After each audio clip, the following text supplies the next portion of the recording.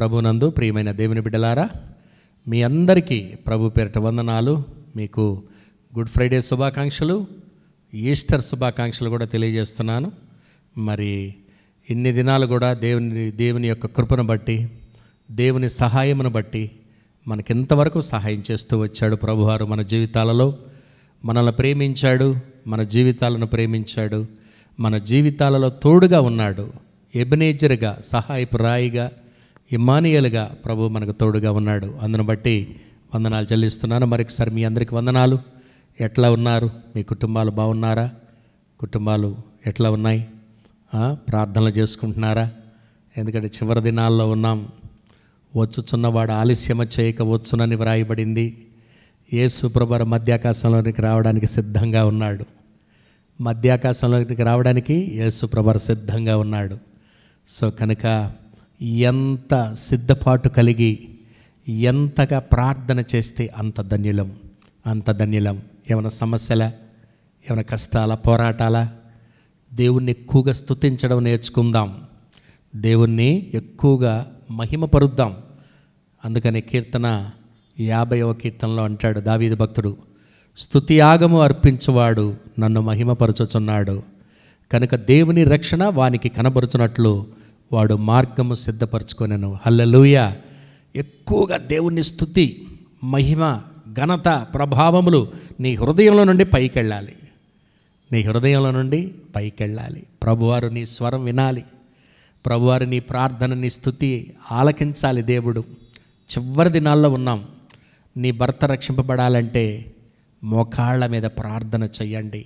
ప్రార్థన చెయ్యలేని కార్యం ఏది కూడా లేదు. ప్రియమైన దేవుని బిడ్డలారా, మరొకసారి ప్రభు పేట మనవి చేస్తున్నాను. మనం ఇక్కడ వారము కాదు. ఫిలిప్పీలకు రాసిన పత్రిక 3వ అధ్యాయము 20వ వచనంలో ఉంటుంది. మనం ఇక్కడ, మన పౌరస్థితి ఎక్కడ లేదు. మన పౌరస్థితి పరలోకంలో ఉంది. మన సిటిజన్షిప్ అంటే మనం ఉండేది పరలోకంలో. సో కనుక మనము నిలవరమైన పట్టణం మనకిక్కడ లేదు. ఉన్నదాని కొరకై, వచ్చుచున్న దాని కొరకై మనం ఎదురు చూచుచున్నాము. హెబ్రీయులకు రాసిన పత్రికలో వ్రాయబడింది. కనుక ఎంత ఎక్కువగా ప్రార్థనలో, దేవుని ధ్యానము యందు ఎంత ఎక్కువగా కనపడితే, మనం ఎంత ఎక్కువగా గడిపితే అంత ధన్యులం. ప్రభు పేరిట మనవి చేస్తున్నాను. సమస్యలు, వ్యాధులు, పోరాటాలు ఇవన్నీ కూడా మన జీవితంలో ఒక భాగమే. పాప శోధనలు, ఏ శోధన అనుభవించుట, ఏ శోధన సహించువాడు ధన్యుడు అని ప్రభు మనతో మాట్లాడినట్లుగా జీవకిరీటం పొందడానికి సిద్ధంగా ఉన్నాం. జీవకిరీటం పొందుకోవడానికి సిద్ధంగా ఉన్నాం. ఏం అధైర్యపడవక్కరస అవసరం లేదు. ప్రార్థనలో ఉందాం, వాక్యంలో ఉందాం, ప్రభు బల్లలో పాలు పొందుదాం ప్రతి ఆదివారం. ఈ విధంగా వరదిల్లుతూ ప్రభు కొరకు ఎదురు చూద్దాం. చివరి దినాల్లో ఉన్నాం, జ్ఞాపకం చేసుకుంటూ ఉన్నాం. మీ అందరి కొరకై, మీ కుటుంబాల కొరకై, మీ బిడ్డల కొరకై, అందరి కొరకు ప్రార్థన చేస్తున్నాను. మీ కుటుంబంలో ఎవరైనా రక్షణ పొందకపోతే ఒకటే ఒక్క వాగ్దానం, ప్రభు యేసునందు విశ్వాసం ఉంచుము, నువ్వును నీ ఇంటి వారును రక్షణ పొందుదురు. కనుక ప్రభు మనకిచ్చేటువంటి గొప్ప అభయం అది. ప్రభు యేసునందు విశ్వాసం ఉంచుము, నువ్వును నీ ఇంటి వారును రక్షణ పొందుదురు. సో కనుక ఈ రీతిగా ప్రార్థన చేసుకుంటూ ముందుకెళ్ళడమే ఇక మన అంతిమ గమ్యం పరలోకం. మనం వెళ్ళేది పరలోక రాజ్యానికి. ప్రభువారు మన తండ్రి. ఇదే నినాదంతో బ్రతుకుదాం. ఎన్ని కష్టాలైనా అనుభవిద్దాం. ప్రభు కొరకై మనం ముందుకెళదాం. హల్లెలూయా. దేవుడు మనల్ని నిండారుగా దీవించను గాక. ఆమేన్, ఆమేన్. ఈ సమయంలో మరి దేవుని యొక్క వాక్యాన్ని ధ్యానం చేసుకుందాం. ఈస్టర్ పండగ, ప్రభు శిలువలో పలికిన 7 మాటలు ధ్యానాలు చేసే ఉంటారు మీ సంఘాలలో కదా. ప్రభు 7 మాటలు మాట్లాడారు ప్రభు. సో కనుక ఎంతో వేదనతో ఆ మాటలో ఒక మాట ఏంటంటే, నాకు చాలా ఇష్టమైన మాట. ప్రభువు, ఆ తండ్రి మాట్లాడుతూ ఆయన ఏమంటారంటే, సమాప్తమైనది అంటారు ప్రభు. ఆ సమాప్తమైనది అనే మాట నాకు చాలా ఇష్టం. ఎందుకంటే యోహాను సువార్తలో ప్రభువారు ఒక మాట అన్నారు. 17వ అధ్యాయము 1-2 వచనాలు నేను చదువుతున్నాను, జాగ్రత్తగా ఆలకించండి. యేసు ఈ మాటలు చెప్పి ఆకాశం వైపు కన్నులెత్తి ఇట్లనెను, తండ్రి, నా గడియ వచ్చి ఉన్నది. నీ కుమారుడు నిన్ను మహింపరచునట్లు నీ కుమారుడిని మహింపరచుము. నీవు నీ కుమారునికి ఇచ్చిన వారందరినీ ఆయన నిత్య జీవం అనుగ్రహించినట్లు సర్వ శరీరుల మీదను ఆయనకు అధికారం ఇచ్చితివి. అద్వితీయ సత్యదేవుడు అయిన నిన్నును నువ్వు పంపిన యేసుక్రీస్తుని ఎరుగుటయే నిత్య జీవము. ఆ తర్వాత మహత్తరమైనటువంటి మాట ప్రభు అన్నట్లుగా మనం ఇక్కడ చూస్తాం. 4వ వచనం, చేయుటకు నీవు నాకు ఇచ్చిన పని నేను సంపూర్ణంగా నెరవేర్చి భూమి మీద నిన్ను మహిమపరిచితిని. చేయుటకు నీవు నాకు ఇచ్చిన పని. తండ్రికి, యేసయ్యకు తండ్రి అయిన దేవుడు ఒక పని ఇచ్చారు. ఆ పని అంతా కూడా కంప్లీట్గా సక్సెస్ఫుల్గా యేసయ్య జరిగించారు. మరి ఈ లోకంలో ఆయన వారసులుగా పుట్టాం, రక్తంతో కడగబడ్డాం, పరిశుద్ధులుగా పిలువబడుతున్నాడు, పరిశుద్ధులుగా పిలుస్తున్నాడు. తర్వాత ప్రభు కృప తోడుగుంది, నడిపిస్తున్నాడు, సహాయం చేస్తున్నాడు. మన జీవితాలలో యేసు ప్రభువారు ఇంకా ఏదో ఆశిస్తున్నారు. ఏంటంటే ఆయన పని మనం చెయ్యాలి అని ప్రభువారు ఆశిస్తూ ఉన్నారు. ఫిలిప్పీలకు రాసిన పత్రికలు ఏమని ఉందంటే, అందరూ తమ సొంత కార్యములనే చూచుకొనుచున్నారు కానీ యేసుక్రీస్తు కార్యములను చూడట్లా. అట్లా కాదు, మనం ప్రభు బిడ్డలం. ప్రభు పని చేయడానికే మనం ఎప్పుడు కూడా సిద్ధంగా ఉండాలి. ప్రభు పేట మనం చేస్తున్నాను. ఎందుకంటే చేయుటకు నువ్వు నాకు ఇచ్చిన ప్రతి పని భూమి మీద నేను చేసి నిన్ను మహింపరిచాను తండ్రి అని చెప్పగలుగుతున్నాడు యేసయ్య. రేపు క్రీస్తు న్యాయపీఠం ఎదుట నిలబడినప్పుడు నిన్ను నన్ను కూడా ప్రభు అడుగుతారు. అప్పుడు తండ్రి దగ్గర మనం అందరం కూడా చేతులు కట్టుకొని, అయ్యా నువ్వు నాకు ఏ పని అప్పగించావో ఆ పని నేను నెరవేర్చానయ్యా. ప్రార్థన చేసావా? ప్రార్థన చేశానయ్యా. మోకాళ్ళ మీద ఉన్నావా? ఉన్నానయ్యా. మోకాళ్ళ మీద ప్రార్థన చేశాను తండ్రి. దేవుని వాక్యం యథార్థంగా విన్నావా? విన్నాను ప్రభువా. దేవుని కార్యములను అశ్రద్ధగా కాకుండా శ్రద్ధగా చేశావా? శ్రద్ధగా చేశాను ప్రభువా. దేవుని వాక్యం శ్రద్ధగా విన్నావా? విన్నాను ప్రభువా. విన్నది ఆచరించాను, వాక్య ప్రకారం నడిచానయ్యా. స్తోత్రం, దేవునికి మహిమ కలుగునుగాక. నీ కుటుంబం కొరకు ప్రార్థన చేశావా? ప్రార్థన చేశానయ్యా. నీ కుటుంబాల రక్షణ కొరకు, నీ కుటుంబస్తుల రక్షణ కొరకు ప్రభు నీకు ఇచ్చిన ఆత్మల భారము ఆయనతో పంచుకున్నావా? పంచుకున్నానయ్యా. ఆత్మల కొరకు ప్రార్థన చేశానయ్యా. పౌలు భక్తుడు అందుకని అంటాడు తిమోతికి రాసిన పత్రికలో, ఏమంటాడంటే, మనము సంపూర్ణ భక్తియు మాన్యత కలిగి నెమ్మదిగాను సుఖముగాను మనం బ్రతుకు నిమిత్తము మనుషులందరి కొరకు ప్రార్థన చేయమని. మనుషులందరి కొరకు ప్రార్థన, విజ్ఞాపన, యాచన చేయాలని కోరుచున్నాను. ఇది మంచిదియో మన రక్షకుడు దేవుని దృష్టికి అనుకూలమై ఉన్నది. అవును ప్రభువా, మా పనులు మేమే కాదయ్యా, నీ పని కూడా చెయ్యాలి. ఆత్మల పట్ల భారం వహించాలి. నశించిపోయి ఆత్మల కొరకు ప్రార్థన చేయాలి. మన దేశంలో ఎంతమంది ఉన్నారో వారందరి కొరకు ప్రార్థన చేయాలి. వారి రక్షణ కొరకు ప్రార్థన చేయాలి. ప్రభు మనకు అప్పగించిన బాధ్యత మనం నెరవేర్చాలి. నీ కుటుంబం కొరకు ప్రార్థన చేయాలి, నీ బిడ్డల కొరకు కన్నీరు గార్చాలి, నీ భర్త కొరకు ప్రార్థన చేయాలి, నీ భార్య కొరకు ప్రార్థన చేయాలి. చేయుటకు నీవు నాకు ఇచ్చిన ప్రతి పని భూమి మీద చేసి నేను మహింపర్చేతను. It is finished. ప్రభువారు తండ్రి అని చిత్తాన్ని నెరవేర్చారు. ఆయన సిలువలో మన కొరకు ప్రాణం పెట్టారు తండ్రి. ఇక ఈ లోకంలో నీ కొరకు నా కొరకు భారం ఉంచబడింది. ఇక భారం కొరకు ప్రార్థన చేయడమే మన పని. ఆ భారముగా ఆ పని కొరకై ప్రార్థన చేయడమే. తండ్రి సహాయం చేయి, తండ్రి సహాయం చేయి. మన అనారోగ్యాల్లో, కష్టాల్లో, మన బాధల్లో, మన శ్రమల్లో, మన ఇరుకుల ఇబ్బందుల్లో నిత్యము కూడా ప్రభువుతో ఉంటూ సాతానుతో పోరాడుతూ సాతాన్ని బంధిస్తూ దేవుని పని నెరవేర్చవలసిన వారమై ఉన్నాం. ప్రియమైన దేవుని బిడ్డలారా, సో కనుక జ్ఞాపకం చేసుకుందాం. సమాప్తమైనది కదా ఇంత చక్కటి మాట. ఈ సమయంలో నేను మరి ప్రభు యొక్క పునరుద్ధానపు వాక్యానికి వస్తున్నాను. ప్రభు 3వ రోజు పునరుద్ధానులు అయ్యారు. మనందరికీ తెలుసు, ప్రభువు 3వ దినాన పునరుద్ధానులై లేశారు. ఆ పునరుద్ధానపు మహిమను మనం వివరించలేం. మహామహిమ కలిగిన తండ్రిగా ప్రభువు పునరుద్ధానులై లేచారు ప్రభు. ఆ తర్వాత శిష్యులకి 40 రోజుల వరకు కనబడుతూనే ఉన్నారు, మాట్లాడుతూనే ఉన్నారు యేసయ్య. ఎందుకంటే శిష్యుల్లో ఇంకా స్థిరమైన విశ్వాసం రాలా. ప్రభు కొరకు ఎందుకు మనం బ్రతుకుతున్నాం, ఎందుకు భారము వహించాము అన్నటువంటి ఆ యొక్క మాటల అర్థం శిష్యులకి ఇంకా అర్థం కాల. సో కనుక ప్రభు 40 దినాల వరకు వారికి అగపడుతూనే ఉన్నారు, వారితో మాట్లాడుతూనే ఉన్నారు ప్రభువారు. ఆ కార్యములలో ప్రభు చేసిన కార్యం ఏంటంటే, మహిమ దేహంతో ప్రభువారు శిష్యులకు కనబరుచుకున్నారు. శిష్యులకు కనబరుచుకోవడం మాత్రమే కాదు, ఆయన ఏం చేశారంటే, లూకా సువార్త 24వ అధ్యాయం 39వ వచనంలో ఆయన శిష్యుల ఎదుట ఆయన చేపను భుజించినట్లుగా మనం చూస్తాం.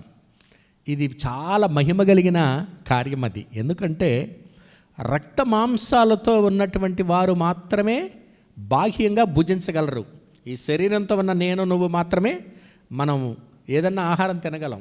కానీ ప్రభువారు పునరుద్ధానం అయిన తర్వాత మహిమ శరీరంతో తోమాకి కనపడి మాట్లాడేటప్పుడు ప్రభువారు, ఇదిగో తోమా, నీ వేలు పెట్టి నా గాయాల్లో చూడు, నా గాయాల్లో చూడు. అంత మాత్రమే కాకుండా ప్రభువారు ఇంకో మాట ఏమన్నారంటే, భూతానికి నాలాగా ఎముకలు మాంసము ఉండవు అని అన్నారు ప్రభువారు. భూతాలకు దయ్యాలకు శరీరం ఉండదు. కానీ ప్రభువారు మహిమ దేహంతో చేపను భుజించగలుగుతున్నారు. ఈ మర్మం మనకి ఇప్పుడు అర్థం కాదు, కానీ రేపొద్దున పరలోకంకి వెళతాం కదా. చనిపోయిన తర్వాత దేవదూతలు మనల్ని తీసుకెళ్తారు పరలోకం. ఎక్కడ మన లోకస్వార్తలో మనం చూస్తాం, లాజరు చనిపోయినప్పుడు దేవదూతల చేత అతడు పరదేశుకు కొనుపోబడెను.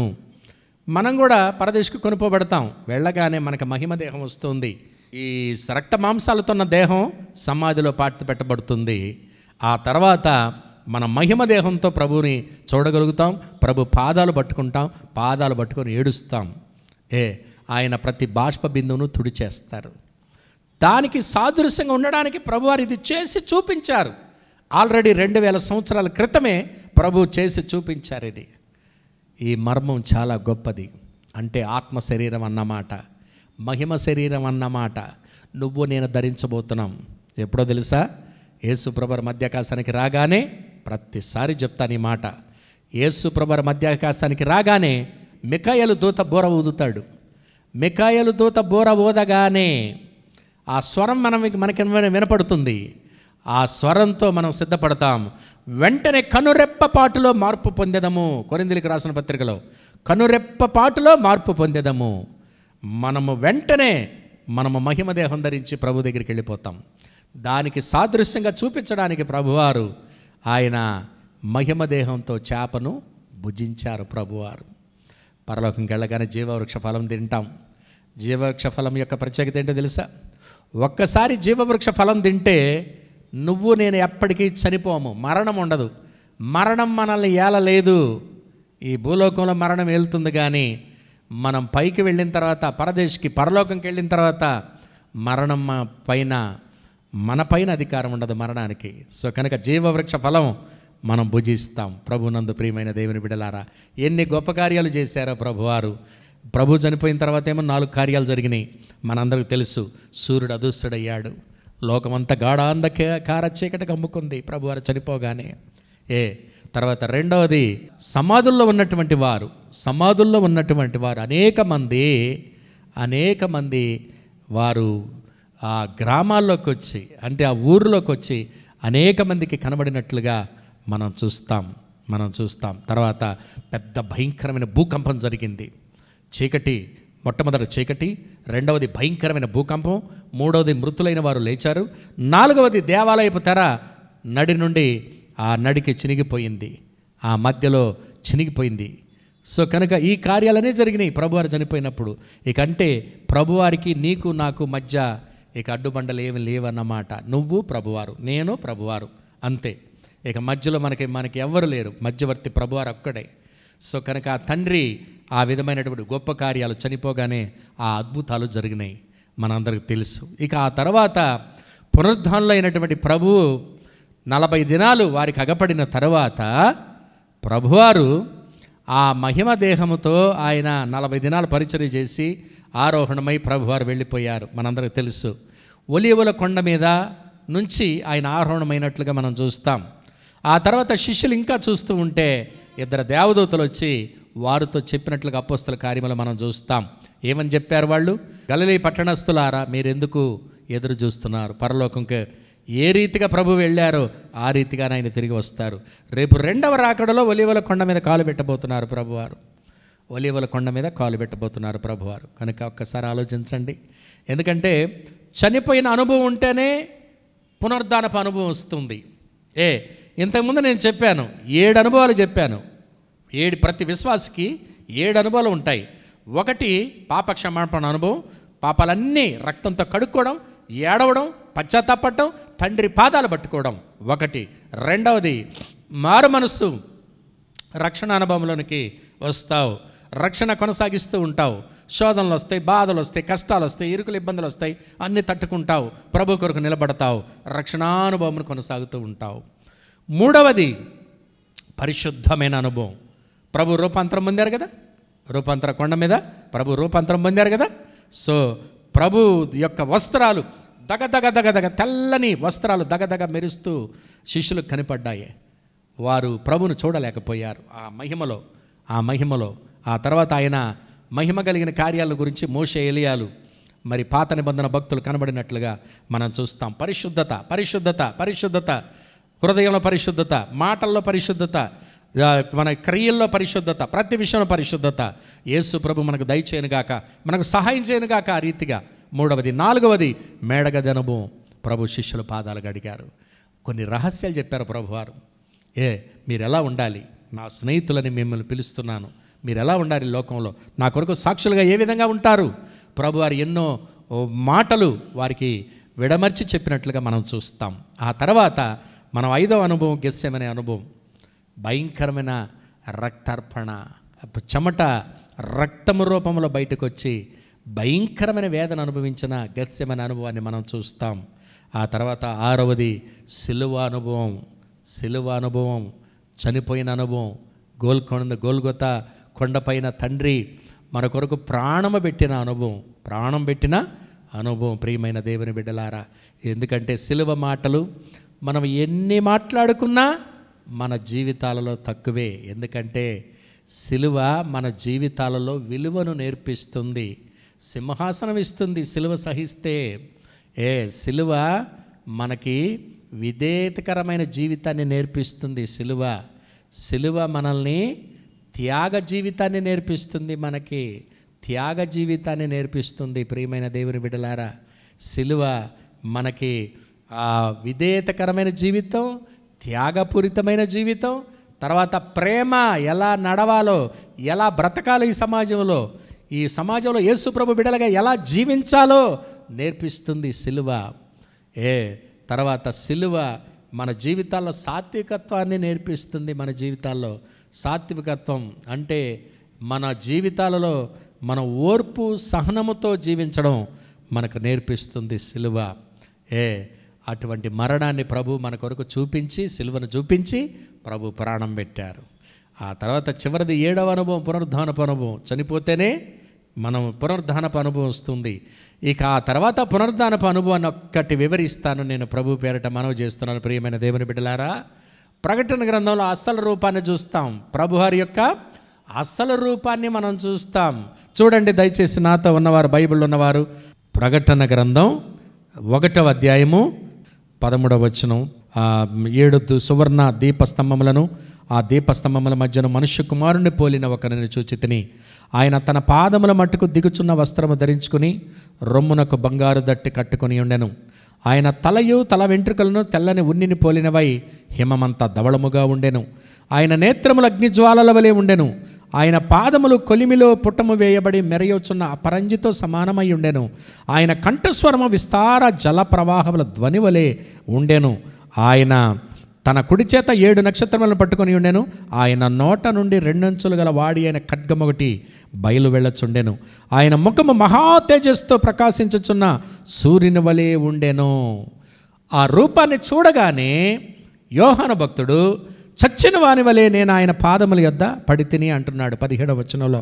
నేను ఆయనను చూడగానే చచ్చిన వాని వలె ఆయన పాదముల యొద్ద పడితిని అంటే ప్రభువారితో 3.5 సంవత్సరాలు కలిసి తిరిగిన యోహానే రూపాన్ని చూడగానే చచ్చిన వాని వలె ఆయన పాదముల యొద్ద పడితిని. ఎంత గొప్ప మాట ప్రియమైన దేవుని బిడ్డలారా. అంటే ఆ మహిమను చూడలేకపోతున్నాడు అనమాట యోహాను భక్తుడు. రేపు నేను కూడా అంతే. పరలోకానికి వెళతావు, నీ మహిమ, భూరాజులు తమ మహిమను దానిలోనికి తీసుకొని వస్తారని చదువుకున్నామే. ఆ మాటలు ఇక్కడ అక్షరార్థంగా నెరవేరుతాయి అన్నమాట.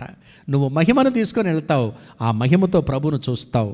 ఎట్లా ఉంది ఆయన పాదాలేమో దిగుచున్న వస్త్రముతో సమానమై ఉన్నాయి. తర్వాత రొమ్మునకు బంగారు దట్టి కట్టుకున్నారు ప్రభువారు. ఆ తర్వాత తల వెంట్రుకలు తెల్లని ఉన్నిని పోలినవై హిమమంతా ధవళముగా తెల్లగా మెరిసిపోతూ ఉన్నాయి. ఆయన యొక్క రొమ్ముకు కట్టుకున్న బంగారు దట్టి, తర్వాత తల వెంట్రుకలు. ఆ తర్వాత ఆయన పాదములు పుట్టములో వేయబడిన అపరంజిని పోలినాయి. అపరంజి అంటే ఇంగ్లీష్లో ఫైన్ గోల్డ్ అని రాయబడింది. అంటే శ్రేష్టమైన బంగారముతో ఆయన యొక్క పాదములు దగదగ దగదగ మెరుస్తున్నాయి అన్నమాట. పుట్టము వేయబడి మెరుస్తూ ఉన్నాయి. తర్వాత ఆయన కంఠస్వరం ఎలా ఉంది? విస్తారమైన జల ప్రవాహముల ధ్వని వలె ఉంది. విస్తారమైన ప్రవాహముల ధ్వని వలె ఉంది ఆయన కంఠస్వరం. ఆ తర్వాత ఆయన నోట నుండి 2 అంచులు గల ఖడ్గం, బైబిల్, దేవుని వాక్యం బయలు వెళుతుంది ఆయన బంగారు నోటి వెంట. ఆ తర్వాత ఆయన ముఖము మహా తేజస్సుతో ప్రకాశించుచున్న సూర్యుని పోలి ఉన్నది. పునరుద్ధానపు బలం అన్నమాట. ప్రభువారు పొందిన బలం, శక్తి, బలము, శక్తి. మహిమ దేహముతో నీకున్న శక్తి ఎటువంటిదంటే, ఇక్కడి నుంచి ఏ దేశానికైనా, ఈ దేశమే కాదు ఏ నక్షత్రానికైనా నువ్వు నేను వెళ్ళిపోగలం. అది స్వతంత్రించుకున్నాం ప్రభు రక్తంలో కడగబడడం ద్వారా. యేసయ్యను మనం రక్షకునిగా అంగీకరించడం ద్వారా. ఒకవేళ ఇంకా ఎవరైనా మీ కుటుంబంలో రక్షణ పొందకపోతే మరి ఒక అవకాశం ప్రభువారు, అమ్మా ఈ అనుభవాలు ఉండవు, పునరుద్ధానపు అనుభవాలు ఉండవు, ప్రభువారిలో తిరిగి జన్మించకపోతే ఈ అనుభవాలు ఉండవు. ప్రభు పేరట మనవి చేస్తున్నాను. కనుక ఒక్కసారి మనం జ్ఞాపకం చేసుకుందాం. ఆ మహిమ కలిగిన దేహంతో ఆ మహిమలో ప్రవేశిస్తూ దేవుని యొక్క రూపాన్ని, ఆయన యొక్క శక్తిని, ఆయన యొక్క వెలుగును, ప్రకాశతను నీవు నేను పరలోకంకు వెళ్ళగానే మనం చూడాలి. సో కనుక అందుకొరకే ప్రభు పునరుద్ధానంలో అయ్యారు. తర్వాత ప్రభువారు ఇంకో గొప్ప కార్యం చేశారు. ఏంటంటే ప్రభువారు చనిపోయిన తర్వాత 3 దినాలు పాతాళంలో ఉన్నట్లుగా మనం బైబిల్లో మనం చూస్తాం. పాతాళానికి ఎందుకు వెళ్ళారు ప్రభువారు? పాతాళానికి ఎందుకు వెళ్ళారంటే ఆయన ఆత్మస్వరూపిగా వెళ్ళి వాళ్ళకు సువార్త ప్రకటించినట్లుగా మనం బైబిల్లో మనం చూస్తాం. ఎక్కడ మనం పేతురు రాసిన పత్రికలో మనం చూస్తాం. పేతురు రాసిన పత్రిక 3వ అధ్యాయము 19-20 వచనాలు నేను చదువుతున్నాను. దేవుని దీర్ఘశాంతం ఇంకా కనిపెట్టుచున్నప్పుడు పూర్వము నోవాహు దినాలలో ఓడ సిద్ధపరచుకుంటుండగా అవిధేయులైన వారి యొద్దకు, అనగా చెరలో ఉన్న ఆత్మల యొద్దకు ఆయన ఆత్మస్వరూపిగానే వెళ్ళి వారికి ప్రకటించను. ప్రభువారు సువార్తను ప్రకటించారు. ఆయన రక్షణ పాత నిబంధన భక్తులకు కూడా కావాలి. ఈ క్రొత్త నిబంధన భక్తులకు మాత్రమే కాదు, ఆయన రక్షణ అందరికీ కావాలి. అందుకని ఆత్మస్వరూపిగా వెళ్ళి వాళ్ళకి యేసు ప్రభువారు సువార్తను ప్రకటించినట్లుగా మనం చూస్తాం. చెప్పండి, మీరు కూడా సువార్త చెప్పాలి. ఎవరన్నా అడిగారు అనుకోండి, ప్రభువారు చనిపోయిన తర్వాత 3 దినాలు ఆయన పాతాళానికి వెళ్ళి పాతాళంలో చెరలో ఉన్న ఆత్మల యొద్దకు వెళ్ళి ఆయన సువార్తను ప్రకటించారు. ఈ చివరి దినాల్లో ఆ మహిమ కలిగిన ఆ మహాస్వరూపుడైన ప్రభువారు పునరుద్ధానపు శక్తితో, పునరుద్ధానపు బలముతో నీకు నాకు కూడా పునరుద్ధానపు శక్తిని ఇవ్వడానికి సిద్ధంగా ఉన్నారు ప్రభువారు.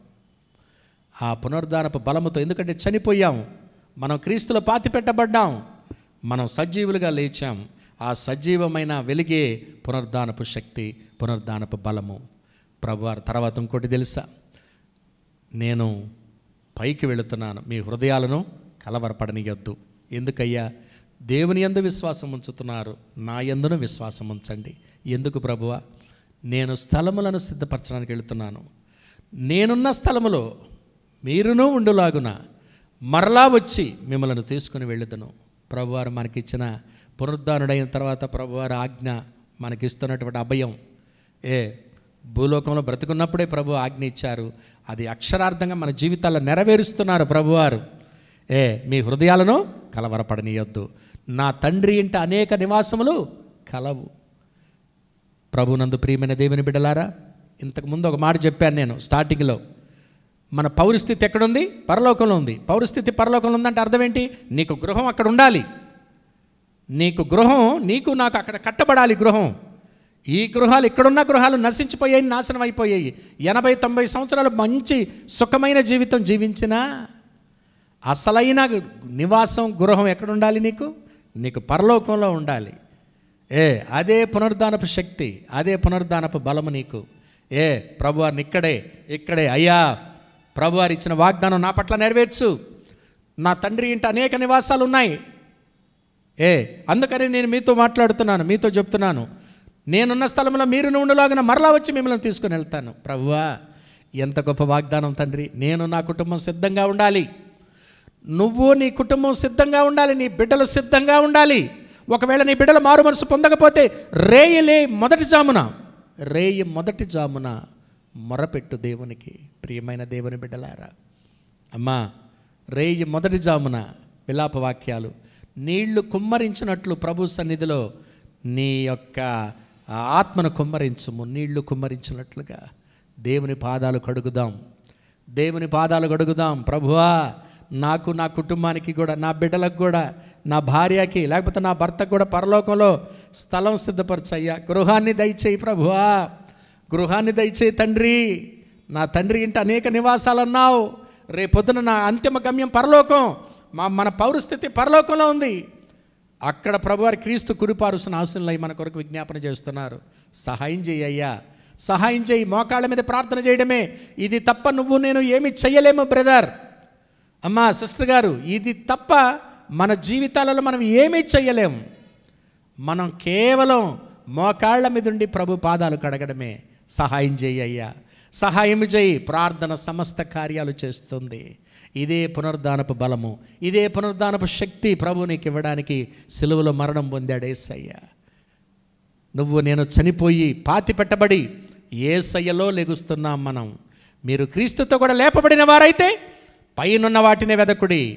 పరలోకాన్నే వెతకాలి మనం, పరదేశనే వెతకాలి మనం, పరలోకం యేసయ్యనే వెతకాలి మనం, యేసు ప్రభువారి మార్గాలనే వెతకాలి మనం, యేసు ప్రభువారి క్రియలనే చెయ్యాలి మనం. యేసు ప్రభువారి యొక్క మాదిరినే మన జీవితాల్లో మనం అనుభవించుకోవాలి. ప్రియమైన దేవుని బిడ్డలారా, ఇది సత్యం. ఇది నిజంగా నువ్వు చేసావా? నీ జీవితంలో మేలే. ప్రార్థన చేసుకుందామా? మీ కొరకు ప్రార్థన చేస్తాను. కళ్ళు మూయండి. ప్రేమగల తండ్రి, నీకు స్తోత్రాలు. బిడ్డల వాక్యం విన్నారయ్యా, బిడ్డల వాక్యం విన్నారు మా తండ్రి. అయ్యా, వాక్యానికి నీరు కట్టి ఫలింప చెయ్యండి. మా కొరకు చనిపోయావు, మా కొరకు సమాప్తం చేసావు సమస్తమును. మానవుల రక్షణ సమాప్తమైంది.